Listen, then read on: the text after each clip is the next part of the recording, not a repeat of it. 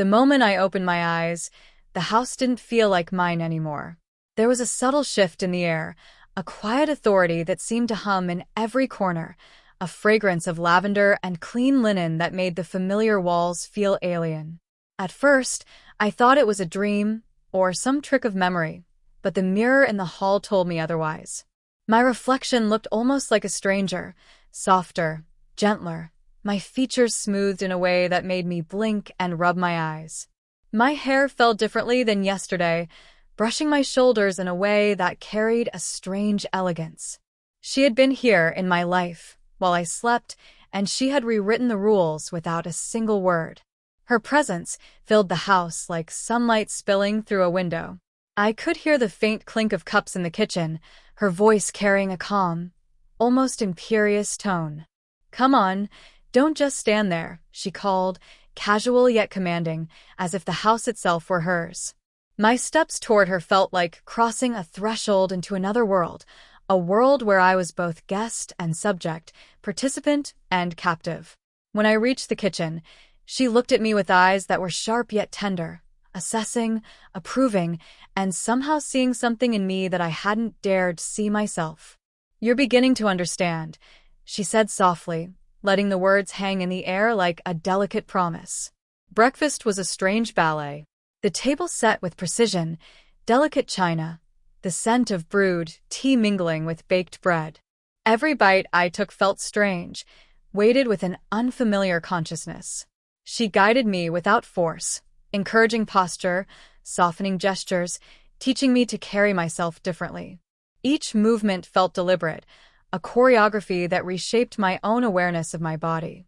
My fingers brushed the edge of my cup, my wrists felt narrower than I remembered, and I caught myself staring at my reflection in the polished silver of the cutlery. Was this really me?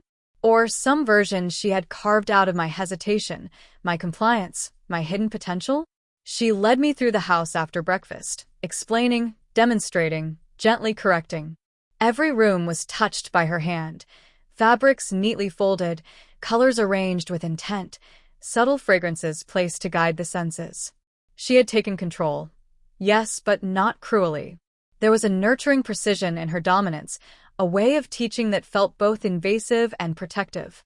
And yet, deep inside, there was resistance, flickers of who I had been, who I thought I wanted to remain. That resistance made the thrill sharper, the tension more intoxicating. I hated how much I craved her guidance, even as I argued silently with myself. Hours passed, and the changes became impossible to ignore. She showed me how to move my body, how to tilt my head, how to soften the edges of my expression. She handed me dresses and skirts I would have laughed at before, fabrics that slid against my skin and made me shiver in ways I couldn't explain. Each time I looked in the mirror, I saw myself shifting, not entirely into someone else, but into a version of me I hadn't dared imagine. My hands trembled as I touched my face, my arms, my hair. Each reflection was a revelation, a question, a tiny spark of exhilaration. By evening, she had guided me into something extraordinary. A dress she had chosen seemed to hug my body as if it were made for me alone. I twirled slowly in front of the mirror, exploring the contours, the lines, the light catching on the fabric. She watched, silently, approvingly, a faint smile curving her lips. It wasn't mockery, it wasn't judgment, it was recognition. For the first time, I didn't fight it. I let myself feel the thrill of being seen, of being shaped, of stepping into a new identity with trembling curiosity. My old self whispered in the background, hesitant and fearful, but I felt a new self rising, fragile but insistent, eager to be acknowledged. Night settled over the house, and I realized how completely the dynamics had shifted. The house no longer felt like a backdrop for my life. It felt alive with her intention, her care, her control. And in that control, I felt something I hadn't expected: safety, excitement, and the faint, dizzying sensation of freedom.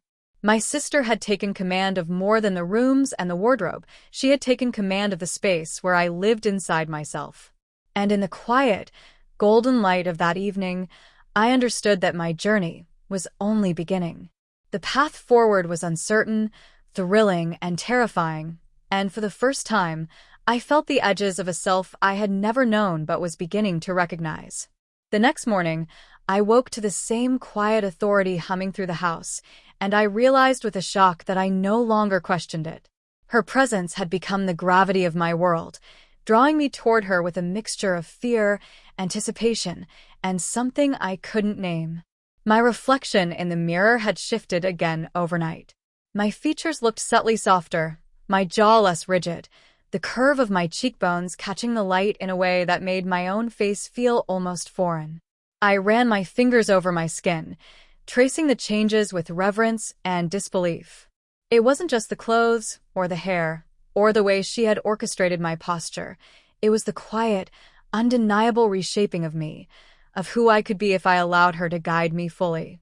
She appeared in the doorway, her expression both expectant and triumphant, as though she had been waiting for me to see it too.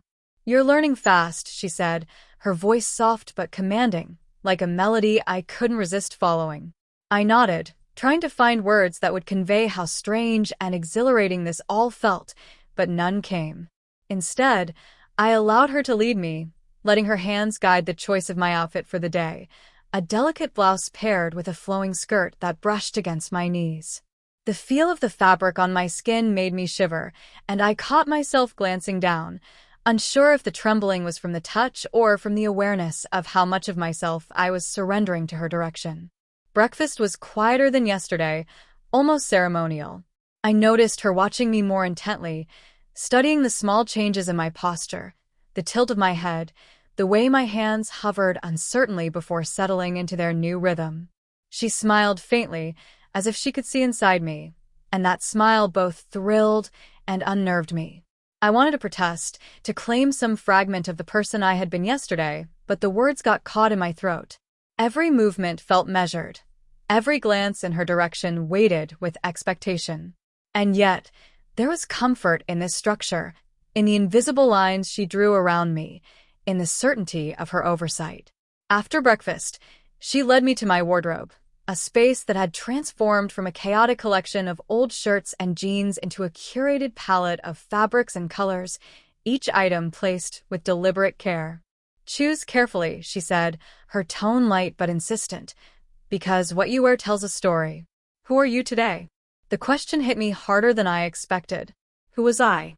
I ran my hands over the fabrics, feeling the contrast of silk and cotton, the weight of lace and chiffon, and realized with a jolt that the person I saw in the mirror was not fully mine, and yet she was. There was a strange duality settling over me, the remnants of my old self whispering resistance, and a new self stirring with curiosity and an odd, trembling excitement.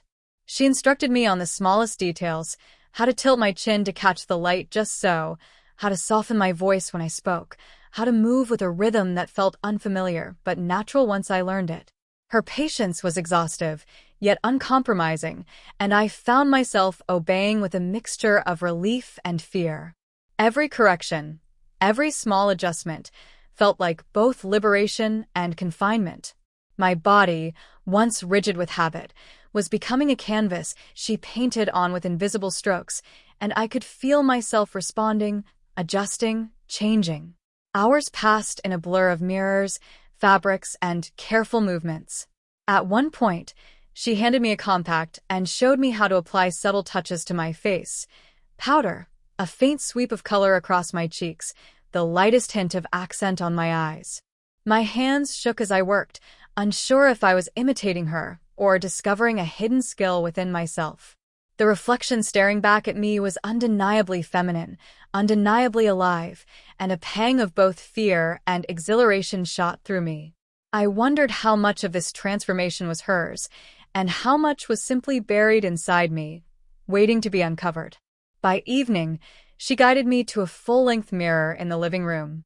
The golden light of the setting sun poured through the windows, and my reflection glowed with an unfamiliar warmth.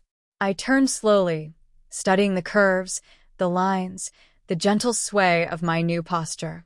It was intoxicating. I felt an ache I didn't recognize, a longing not for who I had been, but for who I was becoming. And then she smiled, softly, and said, "You're beautiful." You're finally starting to see yourself the way I see you." Her words hit me like a spark in my chest. I had expected guidance, instruction, correction, but not this raw, simple truth. And in that moment, I understood something frightening and thrilling. I was no longer resisting. I wanted to be seen, to be shaped, to explore this new self under her watchful, tender control. The house, the mirrors, the fabrics, even the air itself, they all belonged to her now, and in a way that terrified me. I wanted them to. I wanted her to lead me further, deeper, into the unknown, and I trembled with a mix of fear, anticipation, and a curious, aching joy. That night, long after the house had gone quiet and the last of the daylight had drained from the sky, I lay awake staring at the faint silhouette of my reflection in the darkened mirror across the room. Even in shadows, the outline looked different from the person I had been only days before. There was a softness now, a quiet grace to the way my body settled into the mattress, a gentler curve in my silhouette. It was subtle, but undeniable. I felt as if I were watching a stranger sleep in my bed, except the stranger breathed with my lungs and thought with my thoughts. I pressed a hand to my chest, feeling the steady rhythm of my heartbeat, and wondered how something so familiar could feel like it belonged to someone else. Morning came slowly, and for the first time, I didn't recognize my own footsteps as I walked down the hall. There was a lightness to the way I moved, an absence of the old heaviness I used to carry in my stride. I hesitated before entering the kitchen, almost afraid of how her eyes might assess me today, what new truths she might uncover before I had time to understand them myself. But when she turned to look at me, it wasn't with surprise or suspicion. It was with the quiet confidence of someone who already knew what I would become long before I ever suspected it myself. "You look different again," she murmured, and her voice wasn't teasing nor triumphant. It was something closer to awe. A strange warmth blossomed in my chest to her words, a warmth I didn't want to acknowledge, because it meant I was beginning to crave her approval more deeply than I cared to admit. I sat across from her at the table, watching how she moved with effortless certainty, how she arranged the day, like a conductor guiding an orchestra. She poured tea into delicate cups, and I realized she hadn't asked whether I preferred tea now. She simply knew I wouldn't refuse it. She studied me quietly over breakfast, noting the way I held the cup, the way my fingers had begun to mirror the soft, deliberate movements she had been teaching me. "You're absorbing everything," she said softly, "even the things I haven't said out loud." A shiver ran through me at the truth of it. I was learning her rhythm, her tone, the cadence of her expectations. Sometimes I felt like I was becoming an echo of her, but other times, disturbingly and beautifully, it felt like I was becoming the truest version of myself. After breakfast, she guided me to the living room where sunlight spilled over the wooden floors like liquid gold. She gestured for me to stand near the window. "Look at yourself," she whispered, and I felt the faint tremble of anticipation in my limbs. She pulled the curtains back, and the light washed over me like a revelation. My reflection in the glass startled me, not because it was feminine, but because it was delicate in ways I had never allowed myself to be. My features glowed with a soft vulnerability that made my throat tighten. "Do you see it?" she asked. I swallowed. "I don't know." "You do," she insisted gently, stepping behind me. I felt her presence like a steadying force, grounding yet reshaping me. "You see the parts of yourself you've always hidden. You're just not used to admitting it yet." Her words unraveled something inside me, a thread I hadn't known was loose. I felt tears pricking at the corners of my eyes, not from sadness, but from a deep, quiet confusion that felt older than the walls around us. I didn't understand why it hurt, why becoming something softer felt like both a loss and a discovery. She didn't push me to speak. Instead, she led me through the motions of the day, guiding me with a patience that felt like both a gift and a challenge. She taught me how to breathe differently, how to turn my body in a way that felt natural but foreign, how to let my emotions sit closer to the surface instead of burying them where no one could reach. Each lesson felt like peeling back a layer, revealing something raw beneath, something I hadn't allowed myself to feel in years.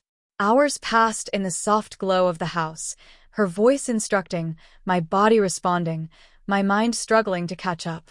At one point, I caught myself laughing, truly laughing, at a mistake I made while imitating her movements. The sound startled me. It was light, unburdened, almost musical. I stopped abruptly, staring down at my hands, as if the sound had betrayed me somehow. She placed a hand on my shoulder. That was the most honest sound I've heard from you in years. I shook my head. It didn't sound like me. It sounded exactly like you, she said gently. The you beneath the fear.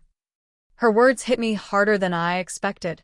I turned away, feeling overwhelmed by a wave of emotion I wasn't prepared for. My throat tightened, and I felt the urge to run, to ground myself in something familiar. But familiarity was slipping away, dissolving day by day under her guidance. My body felt like a bridge between two worlds, one I had lived in out of habit, and one I was stepping into out of some strange, blossoming truth.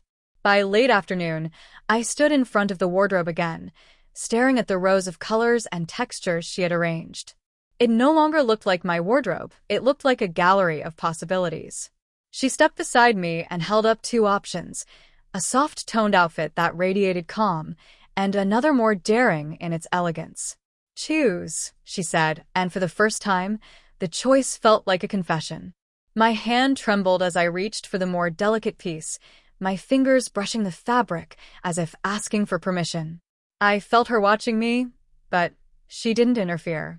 When I finally slipped it on, the fabric draped over my body in a way that made me inhale sharply.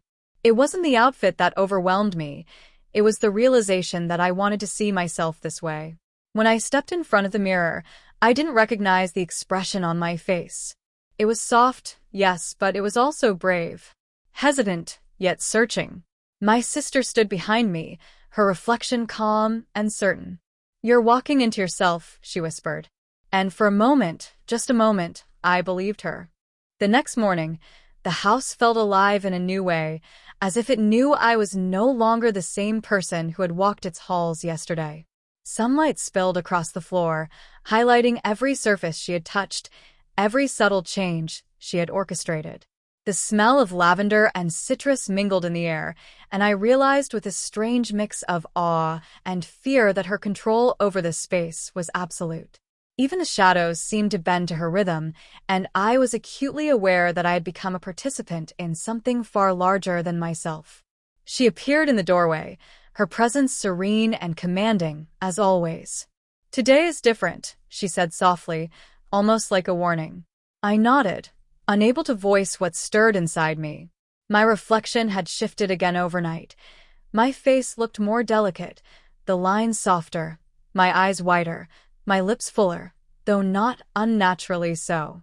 I pressed my fingertips to my cheeks, tracing the subtle contours as if trying to memorize them before they changed again.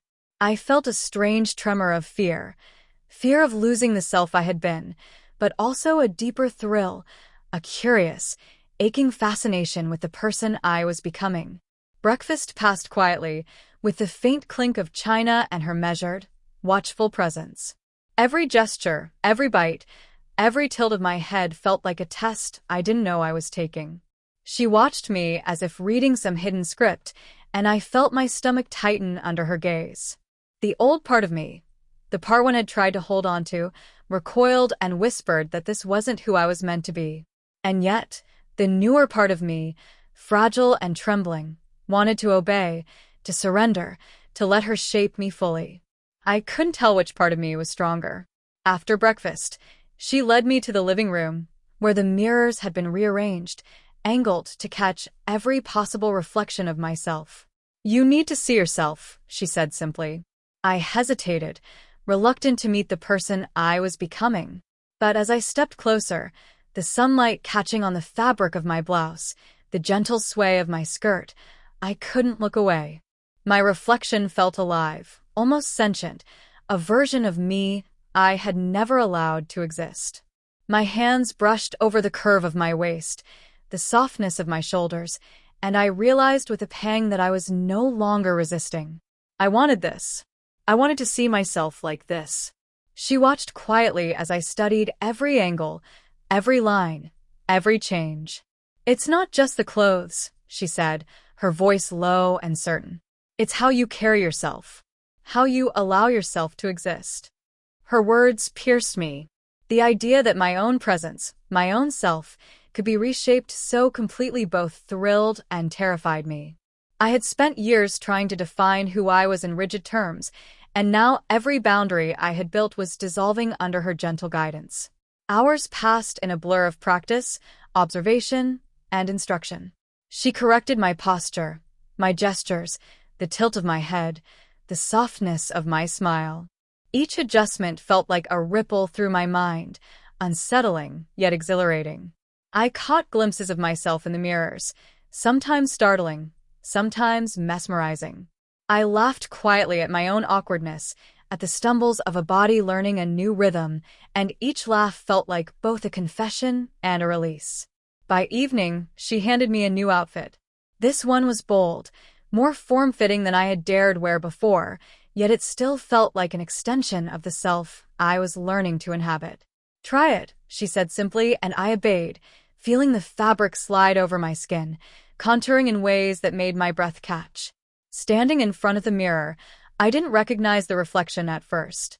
But as I turned slowly, studying the lines, the softness, the curves, I felt a strange and profound acceptance. This wasn't someone else, it was me, or at least a version of me I had never allowed to exist. She stepped behind me, her hands brushing lightly over my shoulders. "You're becoming someone fearless," she whispered. "Someone who isn't afraid to be seen." Her words made my chest tighten. Fearless? I still felt so fragile, so uncertain. But in the same breath, I felt a flicker of courage, a curiosity I couldn't deny. Maybe she was right. Maybe this new self, delicate yet resilient, was ready to emerge. As night fell, I sat alone in my room, the house quiet except for the faint hum of the heater. I stared at the reflection in the mirror again, tracing every detail, every change, every line she had guided me to notice. My mind raced with questions I couldn't answer. Who was I beneath all these layers? How much of me was my own, and how much was hers? And yet, despite the fear, despite the uncertainty, there was a thrill I hadn't expected, a sense of possibility, of liberation, of discovering a self I hadn't known could exist. I realized then that this transformation wasn't just about clothes or posture or reflection. It was about letting go, about surrendering to a process that terrified me and exhilarated me in equal measure. My sister hadn't just changed the house, she had changed the space inside me, the way I saw myself, the way I allowed myself to be seen. And for the first time, I didn't resist. I let myself feel everything. The fear, the excitement, the trembling curiosity. I let myself exist in the tension of who I had been and who I was becoming, and I understood, in a way I never had before, that surrendering didn't mean losing. It meant discovering. The next morning, I woke to a silence that felt almost sacred, the kind of stillness that made every breath I took feel heavier, more significant. Sunlight filtered through the curtains in warm, golden streams, falling across the floorboards in patterns that shifted with the movement of the day. For the first time, I felt a strange weight of anticipation settle over me. Not fear, not excitement exactly, but a mixture of both, as if something monumental was about to happen, and I was standing on the edge of it without knowing how far the fall might be. She appeared in the doorway before I had even moved, her presence as commanding and gentle as ever. "Today is about more than appearance," she said softly, and I shivered at the gravity in her tone. Her eyes scanned me from head to toe, noting the way my hair fell, the soft slope of my shoulders, the subtle curve of my hips.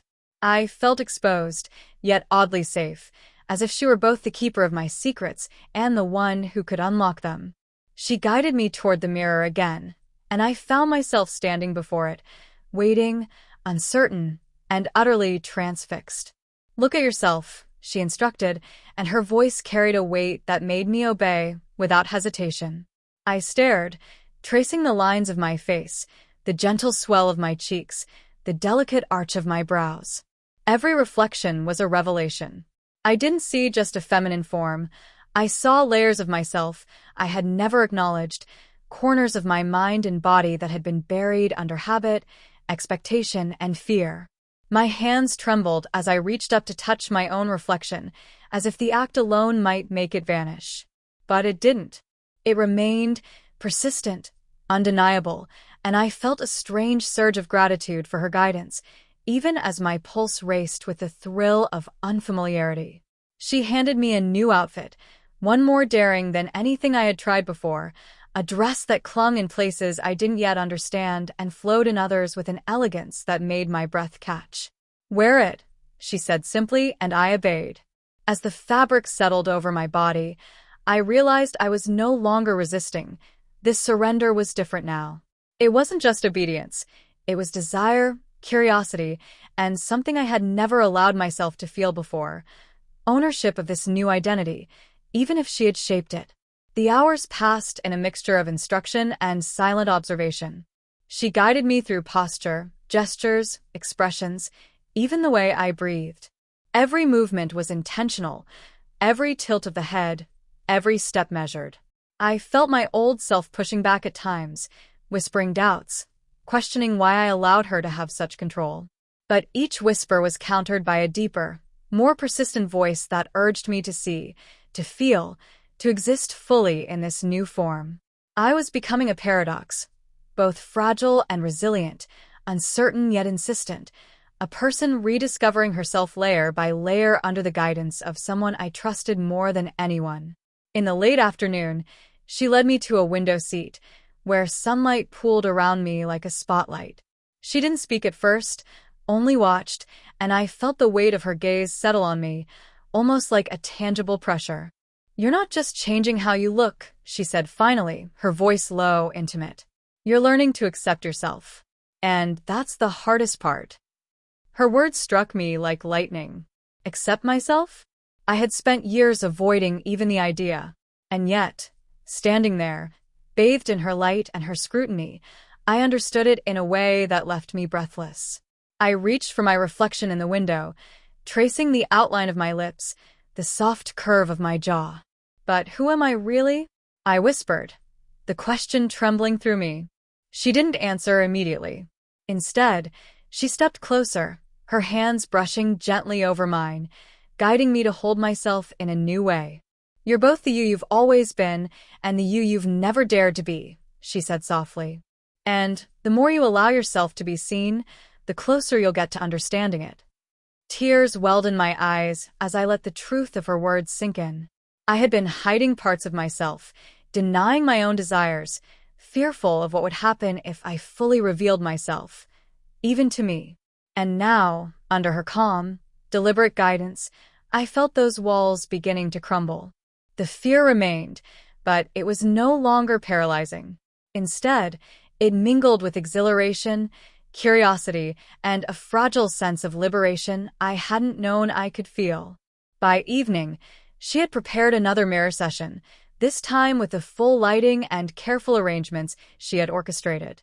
I stood before it, fully dressed, fully aware of every line, every curve, every change that had been coaxed into existence over the past days. My reflection stared back at me, fearless, delicate, and undeniably me. My hands moved to touch my own face, tracing the subtle contours I had come to recognize, and I realized with awe that I was beginning to love the person I saw. Not perfectly, not completely, but in a way that was real, urgent, and alive. She stood behind me, silent for a moment, then whispered, "This is only the beginning. But today, you've met yourself." Her words were both a promise and a challenge. And in that quiet, golden-lit room, I understood that she was right. The journey wasn't over, not by a long shot. But for the first time, I felt ready to continue, to step further into this identity, into this self I had never allowed to exist. The fear remained, yes, but so did the wonder, the thrill, and the extraordinary, terrifying exhilaration of becoming someone I had longed to be without ever admitting it. The morning light filtered softly through the curtains, painting the room in a warm, golden haze, but I barely noticed it at first. My mind was elsewhere, tangled in anticipation and an almost unbearable tension. Today felt different, heavier somehow, but in the way that weight feels before a revelation, before a truth you've long ignored finally finds you.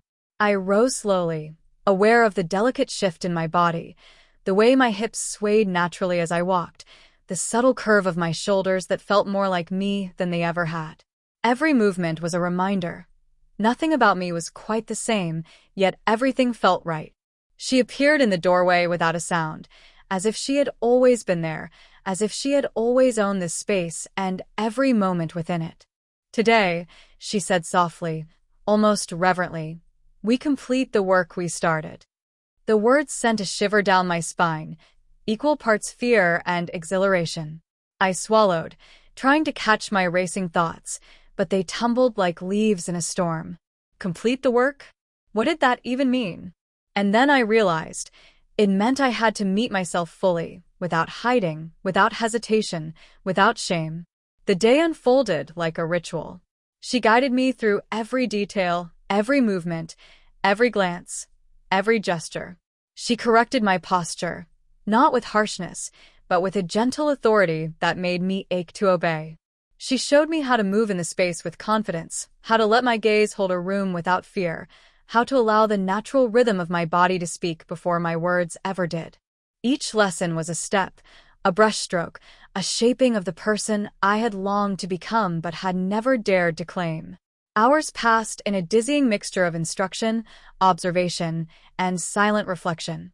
At one point, she handed me a new outfit, the most intricate yet elegant I had worn. The fabric was soft, flowing, clinging in the right places, light in others. When I slipped into it, I felt my body awaken in ways I hadn't imagined. I turned slowly before the mirror, watching the lines of my form, the curve of my waist, the tilt of my shoulders. My breath caught. I was both me and someone new, someone I had been too afraid to meet. The reflection didn't belong to anyone but me, and yet it bore the unmistakable imprint of her guidance. She stood behind me, silent, her presence grounding me. "Do you see yourself?" she asked softly. I couldn't answer at first. Words felt inadequate, insufficient, unnecessary. My reflection held every answer I needed. Slowly, tremulously, I extended my hands to touch the glass, tracing the outline of my face, the gentle curve of my neck, the soft line of my jaw. Every touch felt like both acknowledgement and confession. I realized, with a clarity that made my chest ache, that I had been afraid to see myself all these years, not because I didn't exist, but because I had never allowed myself to exist fully.